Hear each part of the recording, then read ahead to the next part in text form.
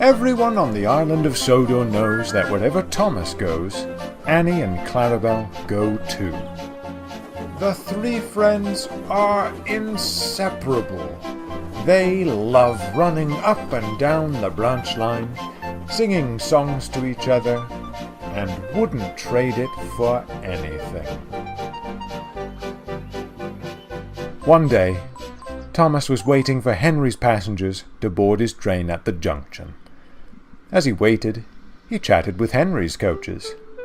They remembered Thomas from his days as station pilot, and were glad to see him again.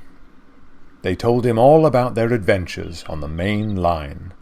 Thomas was so enthralled, he didn't notice the guard's whistle. "Do come along, we mustn't be late. Do come along, we mustn't be late," sang Annie and Clarabel. But Thomas didn't sing. "Goodbye," he called to the other coaches. "I hope I can hear more about your other adventures soon."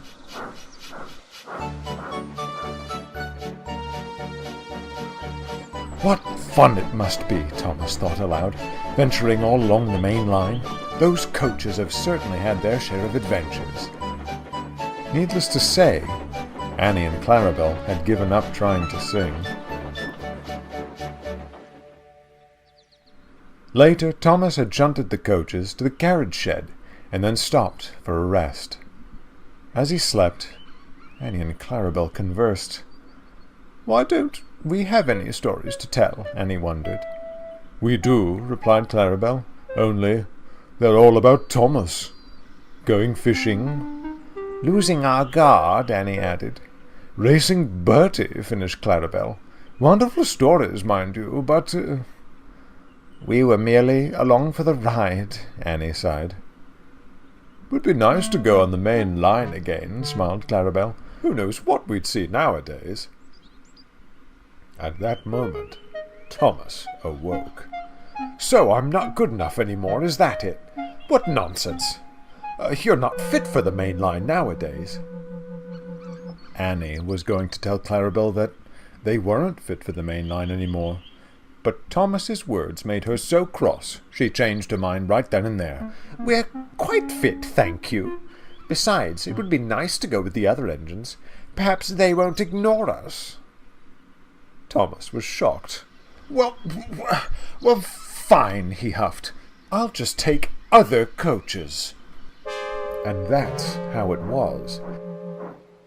The next day, Annie and Clarabel were added to James's stopping service, and Thomas used the old coaches.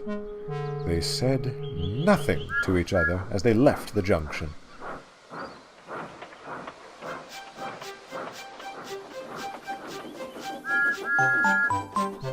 At first, things went well. Thomas felt pleased. "Do come along, we shan't be late," he sang. "Do come along, we won't be late," grumbled the first coach, "if you focus on the line and stop that wretched singing." The second coach muttered in agreement. Thomas was speechless. As they approached Terrence's field, Thomas whistled gaily to the tractor. Not long after, Bertie Bus rolled past, and Thomas whistled again. "For goodness sake," grumbled the first coach, "how many whistle boards are there on this branch line?"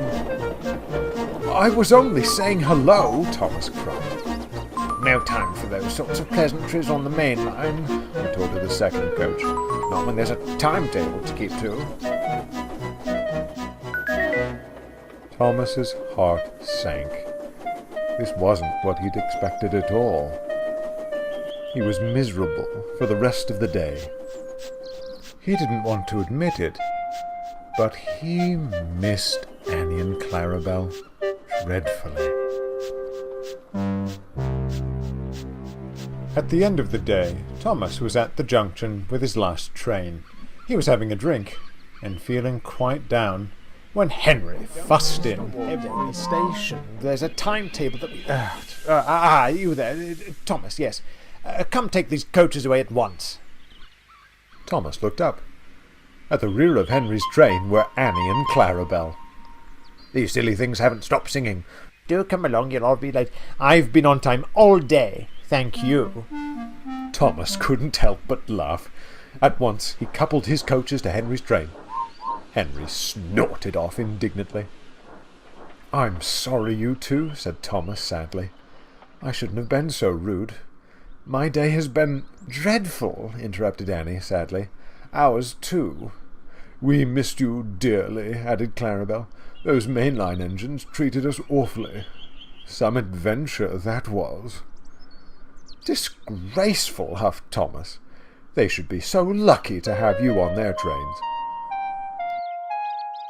The three friends stopped, and then they laughed. It was good to be together again.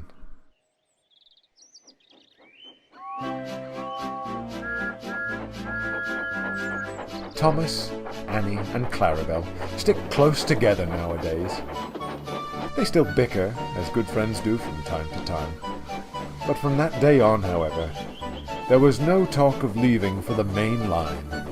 Annie and Clarabel concluded that the only story they wanted to tell was of an engine, his two coaches, and their peaceful little branch line.